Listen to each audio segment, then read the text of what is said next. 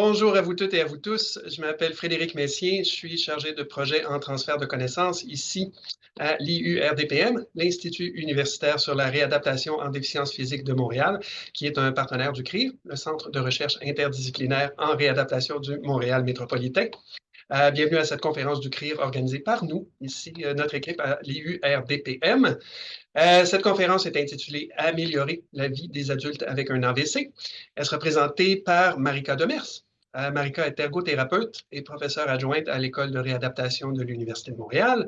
Elle est chercheuse ici, chez nous, à l'IURDPM. Et surtout, elle est lauréate 2024 du prix de reconnaissance Eva Keaya du CRIR.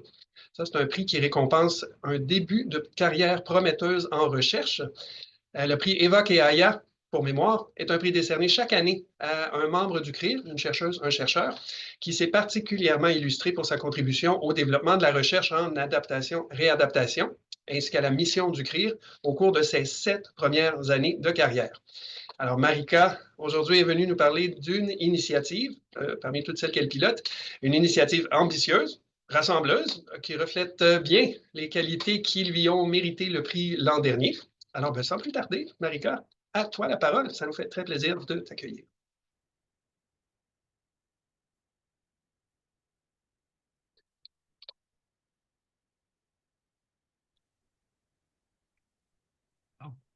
Bonjour à tous et à toutes. Merci Frédéric de l'introduction. Bien contente d'être ici pour vous parler d'un des projets que je réalise.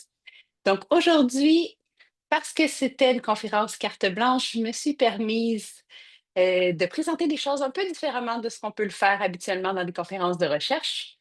Donc aujourd'hui, on va parler de comment on peut améliorer la vie des adultes avec un AVC. On va parler des opportunités, mais aussi des limites de faire une étude qui est internationale. Donc, un bref aperçu de ce qu'on va discuter. Donc, il va y avoir une portion de problématiques de recherche. Je vais vous parler un peu de ce qu'on sait sur l'AVC chez les jeunes adultes. Je vais vous parler du contexte de notre étude internationale. Je vais vous parler des défis qu'on a rencontrés, des solutions qu'on a mis en place pour relever ces défis-là. Je vais vous présenter des résultats, mais ça ne sera pas nécessairement l'emphase de la présentation. Puis je vais vous parler ensuite de quelles sont les stratégies qu'on a faites pour disséminer les résultats, nos résultats de recherche. Donc, on se lance. Donc, comme vous voyez, il n'y a pas d'âge pour un AVC. Donc, les accidents vasculaires cérébraux peuvent survenir à tout âge. Quand on pense à AVC, habituellement, on a tendance à penser plus à une personne qui est âgée. Mais en fait, il y a 10 à 20 des premiers AVC qui surviennent chez les gens entre 18 et 50 ans. Donc ça touche environ 1,5 million de personnes mondialement.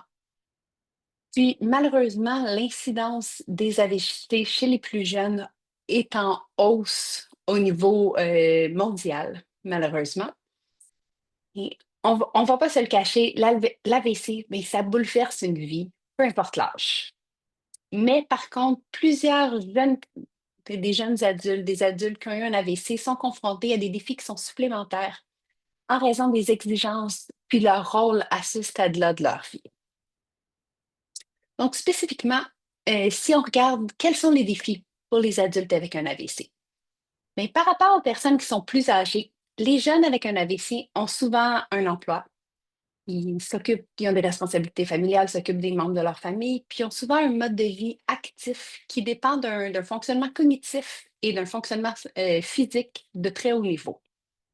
Dans cette population-là, ce qu'on observe, c'est qu'il y a un fardeau financier. Ils sont souvent en âge de travailler.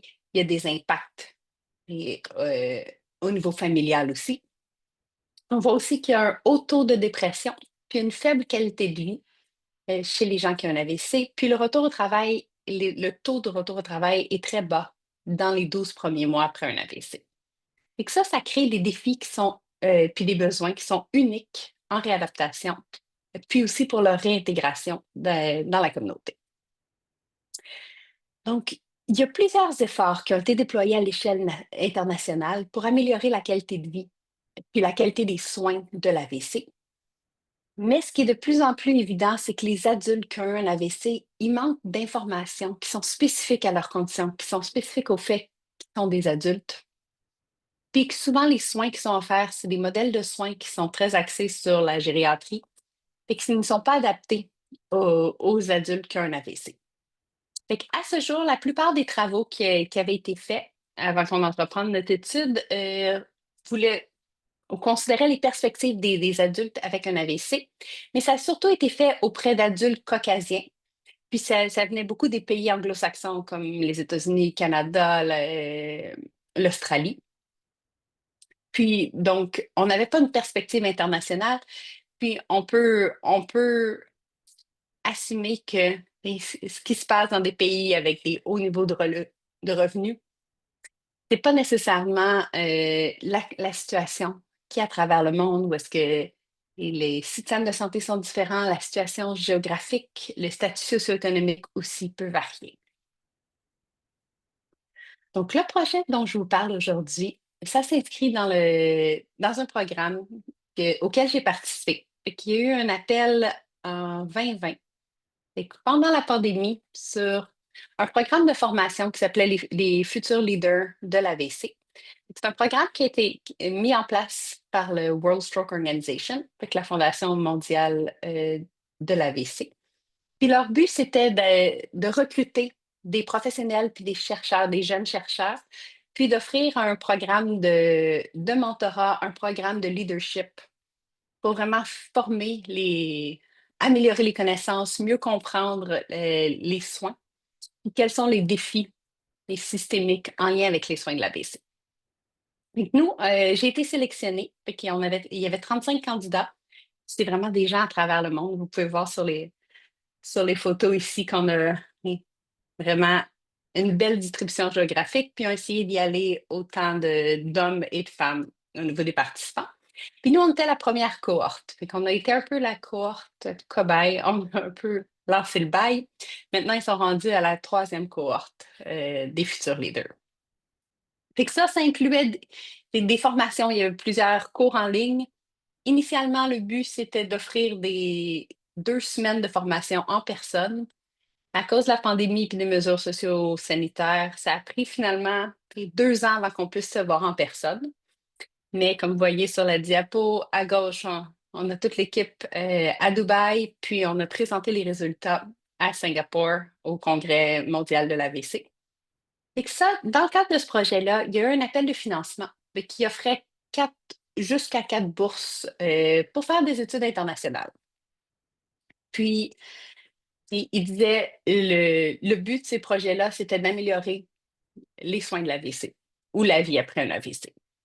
Et au départ, on s'est mis ensemble plusieurs des professionnels de la réadaptation. Fait que sur les futurs leaders de l'AVC, c'était principalement des neurologues. Puis je vous dirais 30 neurologues, on était 5 professionnels de réadaptation. J'étais la seule ergothérapeute. J'avais aussi des collègues physio, une collègue orthophoniste. Donc, on s'est mis ensemble en disant, bon, ben, qu'est-ce qu'on pourrait faire pour vraiment avoir un impact? On était quand même assez ambitieux. Fait qu'on a proposé de travailler sur... Initialement, on voulait développer des ressources pour les jeunes avec un AVC. Ce qu'on s'est rendu compte, c'est en fait, on ne savait pas quel type de ressources étaient nécessaires, puis quels étaient en fait leurs vrais besoins. Fait que ça amenait à un projet, bien, en fait, au projet auquel je vous parle.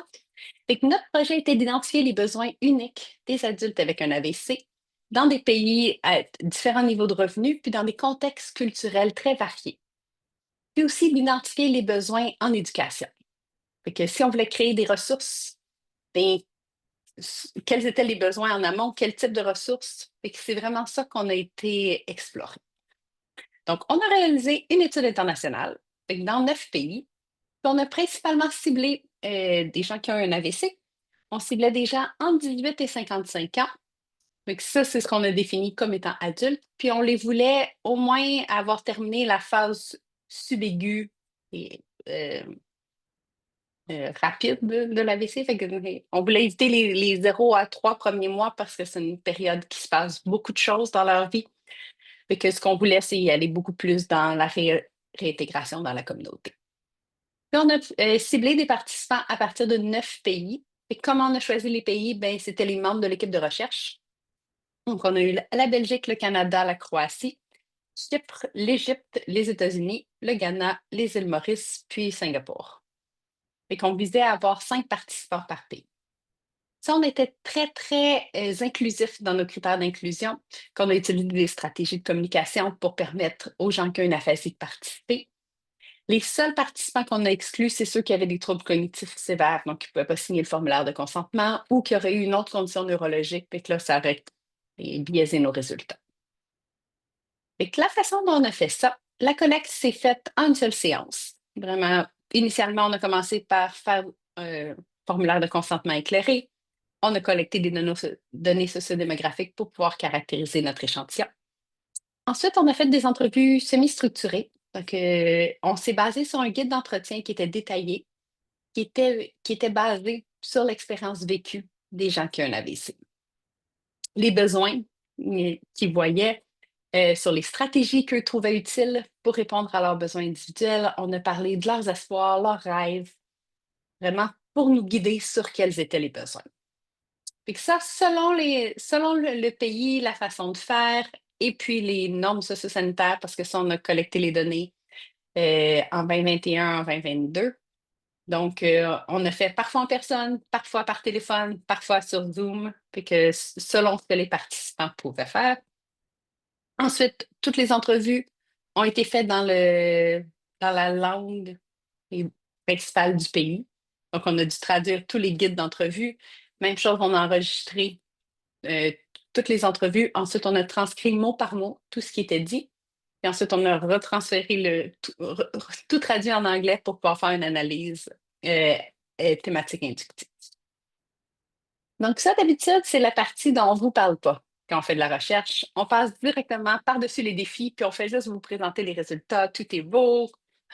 Alors qu'il y a eu plusieurs défis de faire un projet dans 9 pays différents. Vous pouvez imaginer les petits points, les épingles, c'est nos différents pays.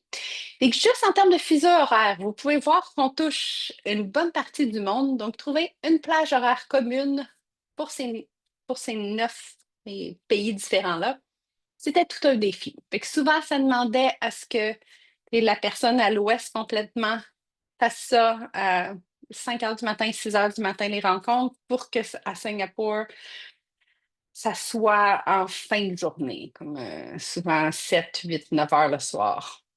Fait que ça demandait de la flexibilité au niveau de l'équipe de recherche pour faire nos rencontres. Ensuite, on a eu du financement, donc on a eu 20 000 américains qui ont été attribués. Puis, initialement, quand on a voulu rapatrier l'argent, puis pour administrer les fonds de recherche, c'est pas aussi facile qu'on peut le penser. Puis que souvent, les universités ou les centres de recherche vont prendre une portion de frais indirects et que selon quelle université gérait les fonds, ça pouvait aller jusqu'à 50 du financement. Fait que vous pouvez imaginer, sur 20 000 il en restait 10 000 pour faire la recherche. Fait qu'on n'a pas opté pour les universités qui demandaient beaucoup d'argent. Fait que finalement, l'argent a été administré dans un hôpital parce que eux, les frais étaient beaucoup plus raisonnables.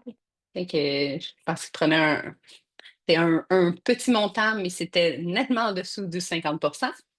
Ensuite, dans notre budget, il a fallu considérer le fait qu'il allait falloir en fait convertir en plusieurs devises étrangères pour pouvoir rembourser les participants, payer nos traducteurs, permettre la transcription des données. Puis que ça, c'est sûr que ça engendre beaucoup de coûts. Puis que ça, il faut le prévoir en amont quand on fait notre budget.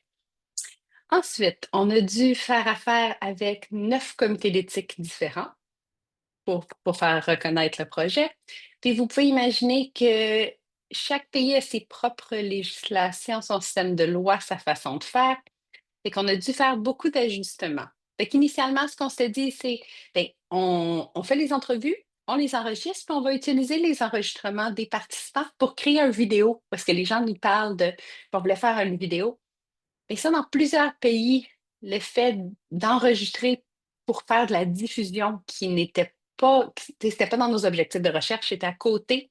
Ça a causé beaucoup de problèmes. Il y a des pays qui autorisaient l'enregistrement pour des données de recherche, mais qui n'autorisaient pas ça pour des fins ils appelaient ça de la promotion.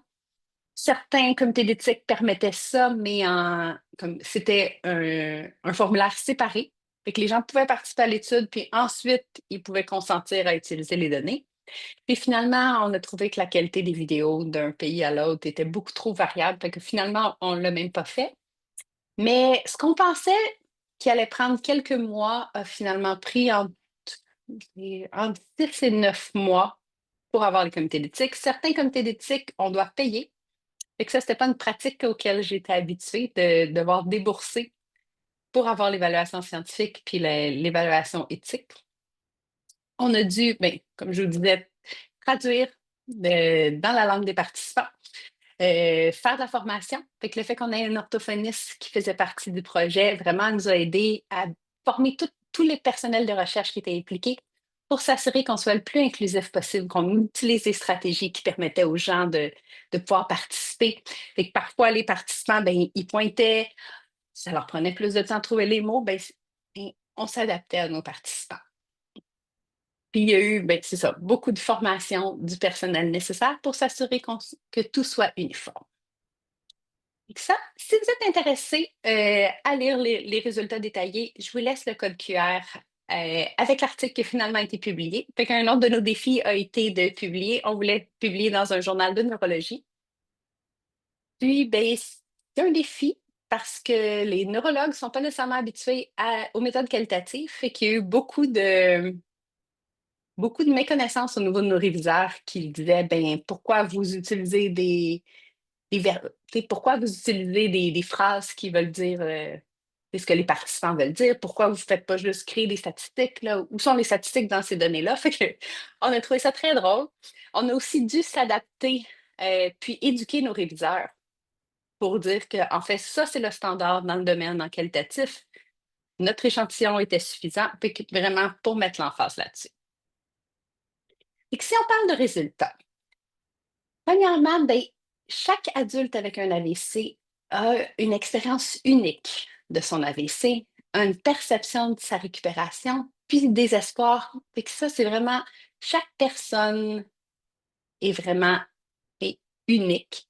Par contre, il y a plusieurs besoins qui sont spécifiques aux jeunes qu'on ne verrait pas nécessairement chez les personnes âgées, qu'on a identifiés, puis ça, on les a identifiés à tous les stades de la classification internationale du fonctionnement.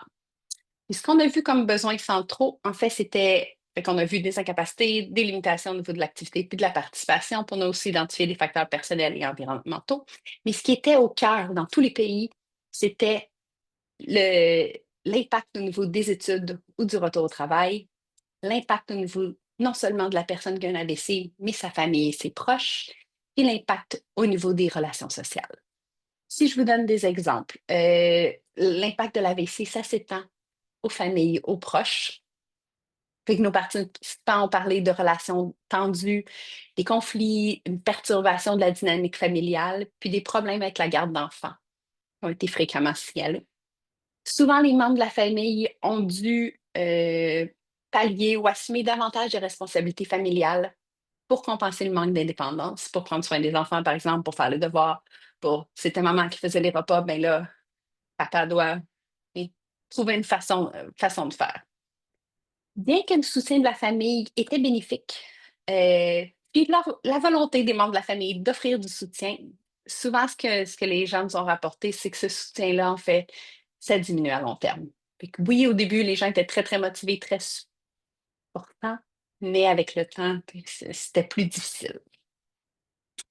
Établir des nouvelles relations, et puis engager dans des relations intimes, c'était des préoccupations importantes. C'est des préoccupations qui sont importantes pour les adultes à tout âge, qu'il y ait un AVC ou pas.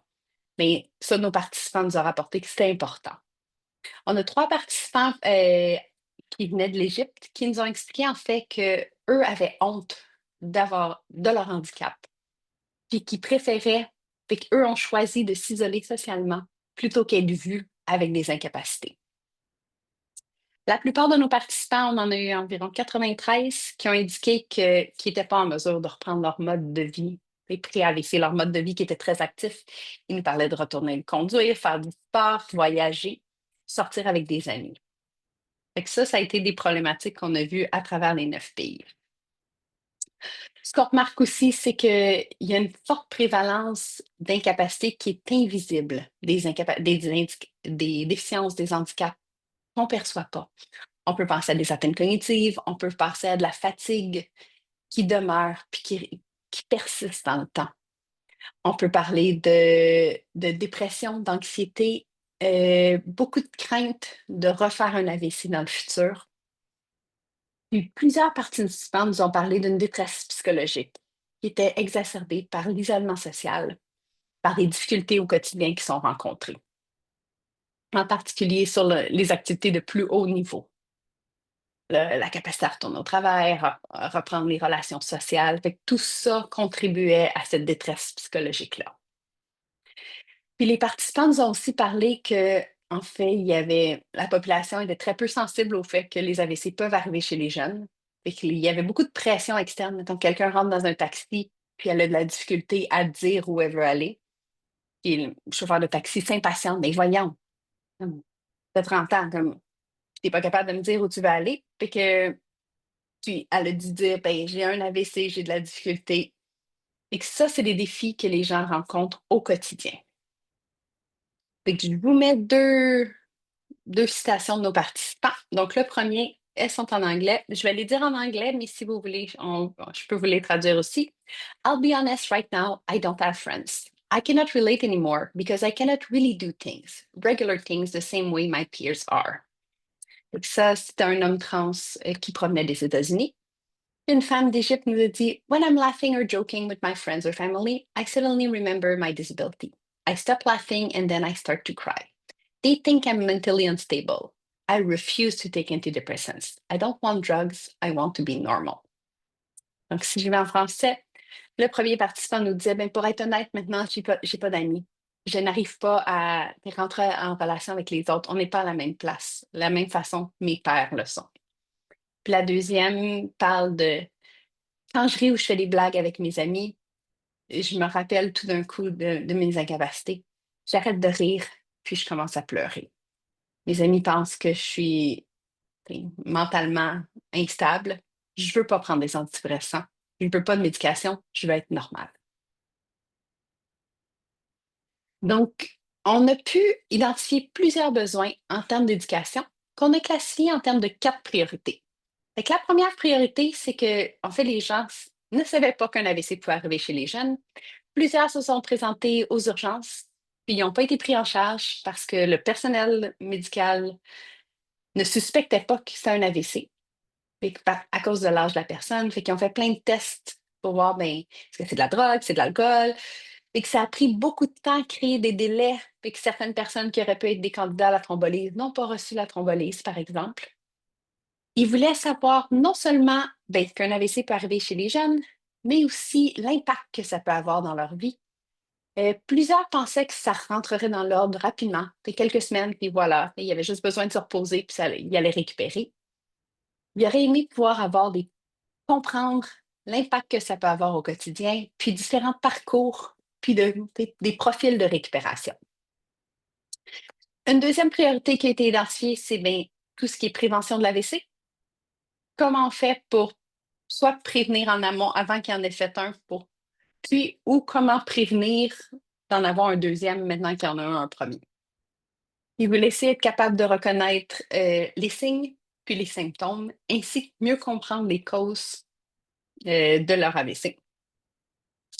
Leur troisième priorité était non seulement pour eux d'avoir plus d'informations, mais de sensibiliser le public puis faire l'éducation au niveau des proches. Parce que beaucoup de proches mettaient des attentes irréalistes sur les gens qui ont un AVC. Puis finalement, il y aurait eu besoin d'une carte qui les aide à naviguer le système de santé. Peu importe le pays, c'était comprendre le système de santé pour ceux qui ne sont pas familiers, c'est pas évident. Et puis, on peut penser au Québec, mais passe du soins aigus à la réadaptation, on a le congé précoce assisté, il y a de la réadaptation à l'interne, il y a de la réadaptation à l'externe, il y a des ressources qui sont disponibles au niveau communautaire, il y a plusieurs, il y a le CLSC. Fait que juste être capable de savoir comment naviguer, puis quand est-ce qu'on passe d'une phase à l'autre, c'était quelque chose qui était jugé comme étant très utile. Ça, sur la sensibilisation du public et de l'éducation, et Je vais venir un peu plus tard sur qu'est-ce qu'on a développé en lien avec cette priorité-là. Et finalement, pour nos ressources éducatives, ben, ce qu'ils ont mis en lumière, c'est, oui, on veut des ressources parce qu'il y en a très peu. Fait qu'il y a peu de ressources qui sont adaptées, surtout pas autres qu'en anglais. Ils veulent les ressources qui sont adaptées aux jeunes, aux adultes, si possible personnalisées. Ils veulent que ça soit accessible. Donc, on peut penser à des dépliants, des sites web, des groupes de soutien par les pairs, balados, des vidéos. Ils veulent que ça soit facile à comprendre, que ça soit adapté aussi pour les gens qui ont une aphasie. Et peu importe problématique de langage ou pas, mais un message clair, concis était vraiment ce qui était important. Qu'il soit disponible dans différents formats. Fait que certaines personnes préfèrent avoir un vidéo explicatif, alors que d'autres préfèrent avoir des trucs papier, un site web. Fait qu'ils veulent que les mêmes ressources soient déclinées dans différentes façons de faire, mais que ça soit facile de trouver, qu'ils soient toutes centralisées à un endroit, parce que sinon, c'est vraiment difficile. Donc, si je vous mets quelques citations de nos participants.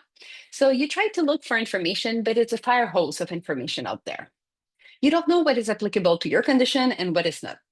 I think what would be very useful is sort of like a handbook, at least a pamphlet of information, at least the caregivers especially. Like, this is what happened, this is who you may ask for advice and things like that. Donc, si je résume en français, quand on cherche l'information, ben, il y en a tellement. Puis c'est difficile de savoir qu'est-ce qui est applicable à notre condition, qu'est-ce qui ne l'est pas. Ce qui serait utile, ce serait peut-être un guide, un pamphlet avec l'information, surtout pour mes proches. Voici ce qui est arrivé, voici ce qu'on peut voir, qui demander pour avoir de l'information. Puis, notre deuxième, c'est une femme qui vient de Chypre, nous disait Reading after stroke is challenging. A video would help, a short one, not very long and complicated. Fait que, la lecture après un AVC, c'est difficile. Un vidéo pourrait aider, mais très court, pas très long et compliqué. Fait que ça nous a mené à plusieurs efforts de destination. Je vous ai dit au préalable qu'initialement, on avait vu le projet avec tout de suite où on veut aller en termes de dissémination. Finalement, ben, les vidéos avec l'expérience des gens, ça ne sortait pas comme on voulait. Fait que ça, initialement, on s'est assis, on a essayé de créer des infographies. Puis ça, c'est quelque chose que nous, l'équipe de recherche, avons dessiné. Puis vous allez voir, on a eu la chance de pouvoir avoir du financement du CRIR, donc du Centre de recherche interdisciplinaire en réadaptation. Fait que c'est un fonds qui était voilà, fait spécialement pour, on a des résultats de recherche, comment on fait maintenant pour mobiliser les connaissances, les diffuser à plus longue échelle. Et qu'on est parti de nos idées d'infographie, et on a finalement, on a obtenu la subvention, puis on a travaillé avec le laboratoire d'innovation en communication scientifique. Fait que ça, c'est un laboratoire qui est situé au Cégep de Jonquière. Puis ça nous a beaucoup aidé à raffiner, parce qu'on était très ambitieux, on voulait diffuser 15 messages en même temps, on avait tellement de résultats. Ils nous ont aidés à cibler. Puis c'est pour ça qu'on a décidé finalement de cibler la population en général et les proches, parce que les gens, en fait, le fait qu'ils ne sachent pas qu'un AVC peut arriver chez les jeunes, ça, c'est notre première barrière. Fait que le LIX nous a aidés à cibler notre message, notre audience. Puis ils nous ont demandé de faire un scénario. Et qu'ils nous ont dit, ben voici les idées à communiquer. Fait que là, maintenant, on voulait dire, ben, un AVC peut arriver chez les jeunes. On a donné des idées de script, puis comment on pourrait visuellement représenter cette information-là. Fait qu'on a mis tout ça. Ensuite, le LIX nous a aidés à raffiner, parce que les chercheurs, on aime bien ça, les mots. On parle beaucoup des longues phrases, on met des citations. Donc, on a dû tout épurer pour un message grand public. On a aussi, ils nous ont proposé ils appellent ça des mood boards. C'est que c'est on a le caractère du texte, les couleurs, le type d'image. Fait qu'ils nous ont proposé numéro 1, numéro 2, fait que ça, et je suis retournée à l'équipe de recherche, lequel vous attire le plus. Puis on a finalement opté pour le numéro 2 qu'on trouvait qui était plus engageant, qui se différenciait un peu des couleurs. Et souvent à AVC, on voit ça rouge, le cœur, le cerveau. Fait qu'on voulait y aller vers quelque chose de différent. Ensuite, ils nous ont présenté un scénario-image. Fait qu'avant de faire une vidéo, on veut un peu mettre en lumière chacune des étapes. Fait qu'ils ont fait chacun, avant d'animer puis de dépenser plusieurs centaines de dollars en animation, ben c'est voici ce qu'on veut dire. Là, vous avez vu que, tu sais, au départ, on avait tellement de mots, on avait des phrases et des phrases, mais finalement, ça finit par quelques mots ici et là.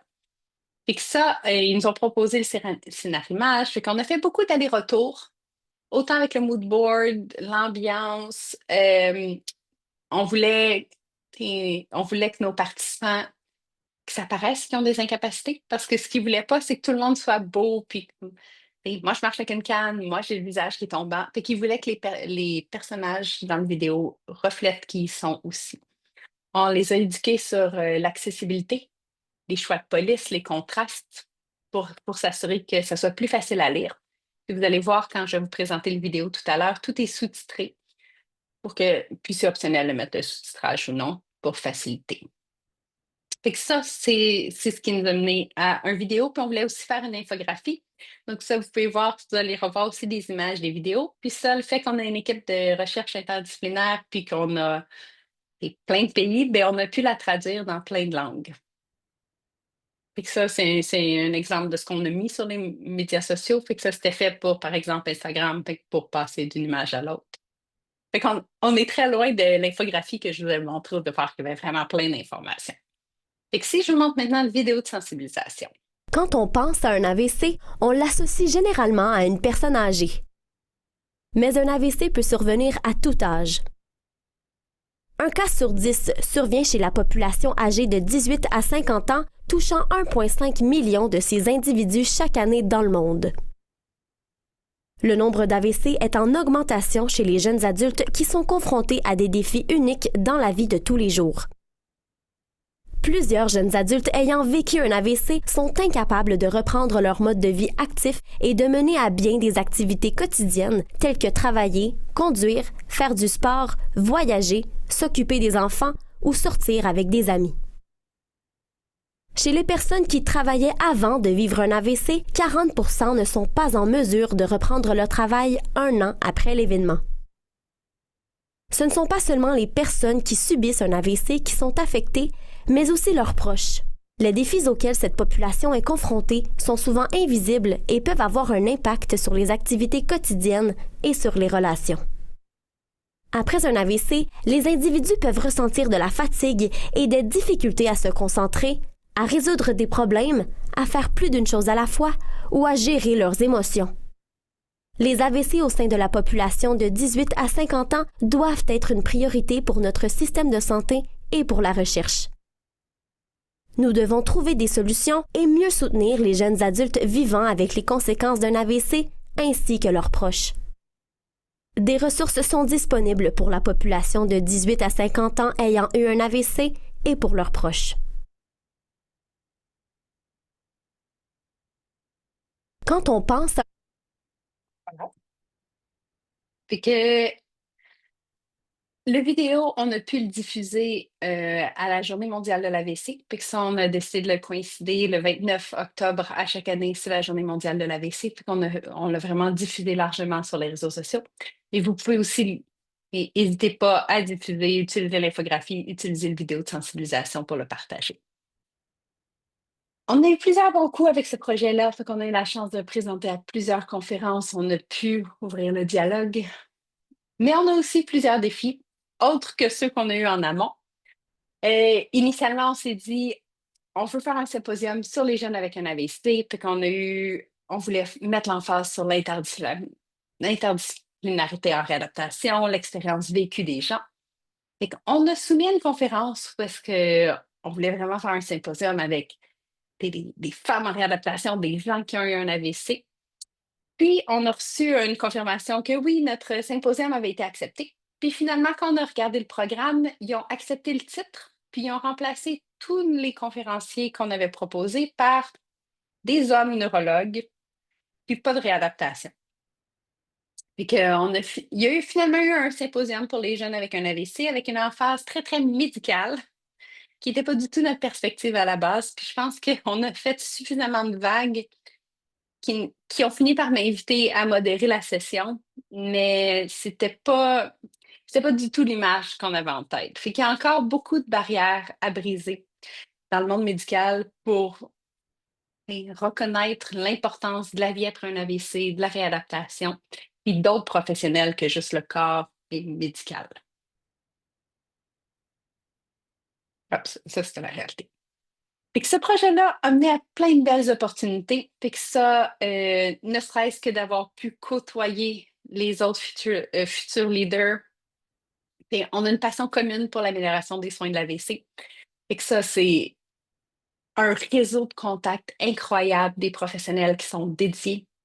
C'était incroyable de pouvoir comprendre leur réalité dans leur région, comment les soins de l'AVC sont offerts, comment des stratégies, parce que c'est plein de personnes incroyables qui, tous à leur façon, ont des stratégies pour améliorer localement les soins qui sont offerts. Fait que ça, c'est incroyable d'avoir été exposé à, en fait, aux connaissances de comment c'est géré dans différentes portions du monde, de comprendre aussi la perspective interdisciplinaire. Fait que, autant du point de vue des neurologues qui voient les gens en phase hyper aiguë, que d'être capable de voir dans la communauté les ressources, les associations avec les gens qui ont un AVC, fait que de bien comprendre ce continuum-là.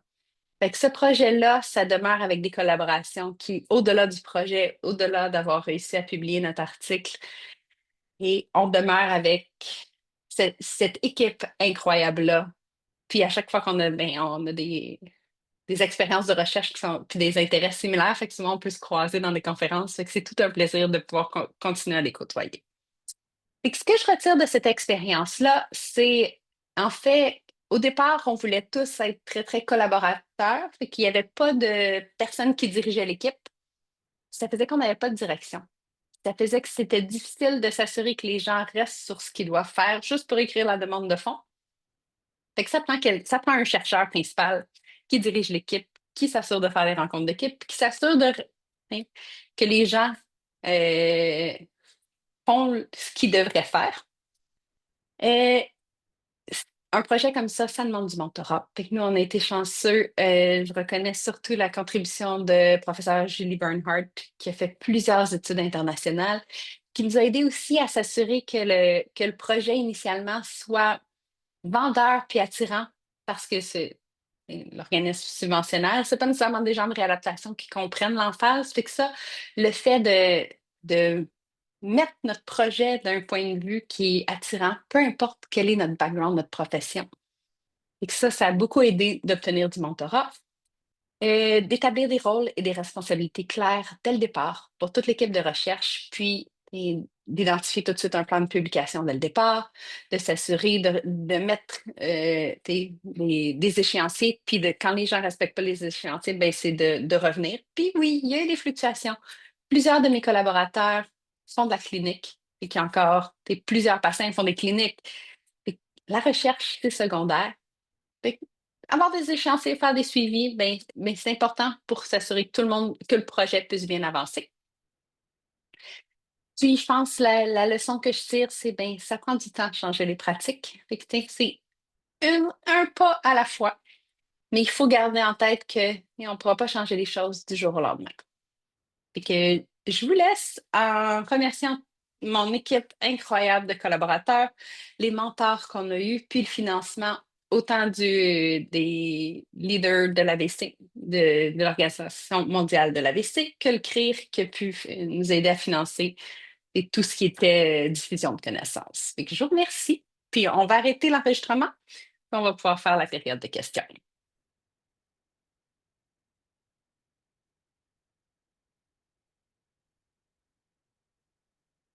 Conclut l'enregistrement.